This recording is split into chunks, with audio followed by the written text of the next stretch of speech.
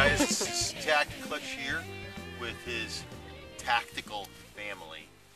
And what we're doing today, guys, is we are building a fire in springtime where it's been kind of moist and wet. And what I'm going to do is I'm going to teach you guys how we build fires here at the Tacticlutch family. Now, the key thing is on fire building is be patient. If you rush it, it'll take 10 times longer. It's better to take your time, get everything organized, and have it all ready to go. So what we've done here is, you see, we got this very well organized. We got very thin sticks, and I guess you would almost say straw, and it's nice and dry and very crackly. That's some kindling, tinder. Then we've got some smaller sticks, a little bit larger sticks, a little bit larger sticks, and finally the biggest sticks. And what we're going to do today is we're going to build what we call an upside down fire. What else do they call this kind of fire, guys? Log house fire. Or a log cabin fire, that's right. And what we do is we're just going to take and we're going to make a base with our largest sticks on the very bottom, okay? This is the same. And I'm gonna actually make these back and forth so that we build ourselves a foundation. Now what's going to happen is, and then we're going to take the next size larger stick.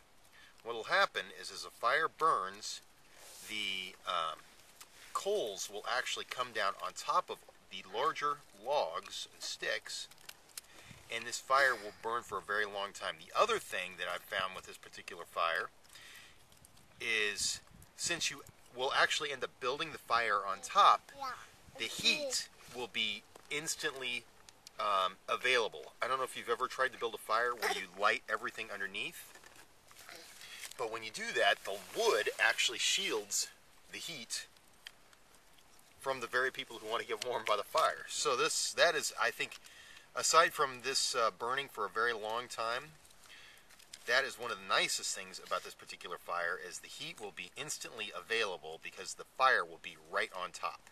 And that's what I'm going to show you guys. And what we're going to actually use today is our magnesium fire starter. Thank you.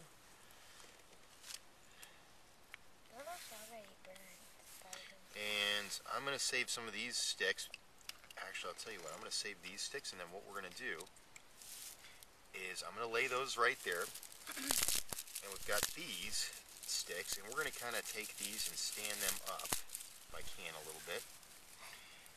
And then we're going to put these, I guess it's going to kind of end up laying down a little bit. That's okay.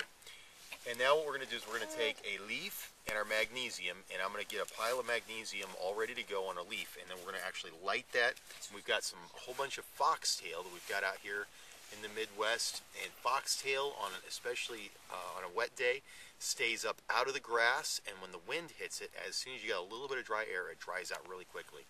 It is excellent, excellent, excellent tinder.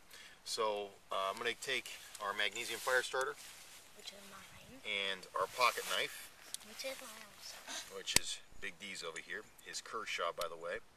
And what we're going to do is we're actually going to come off of just this edge. Don't come off of here or here. Come off of this edge, and we're going to take a leaf, and we're actually going to be able to contain that in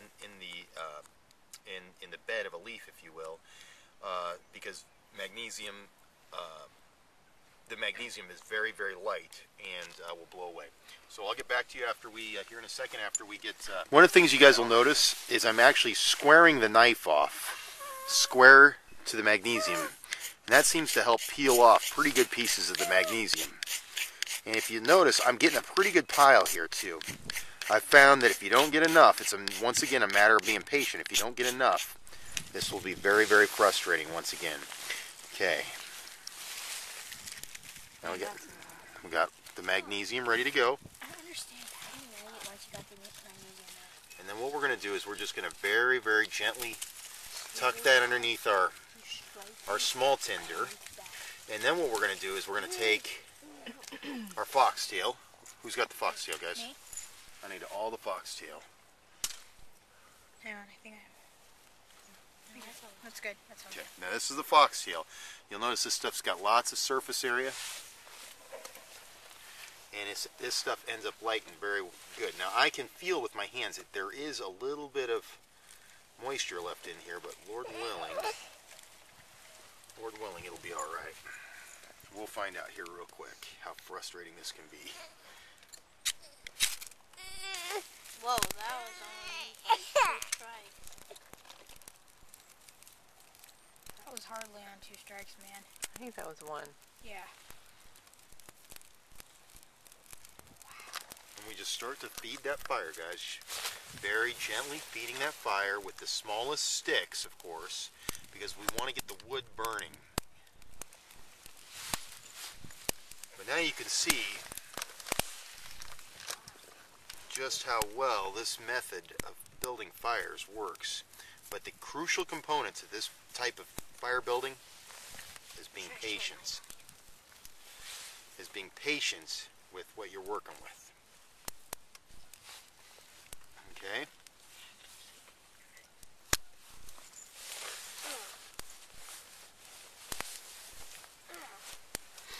Alright, this is the final shot of our upside down fire or our log cabin fire.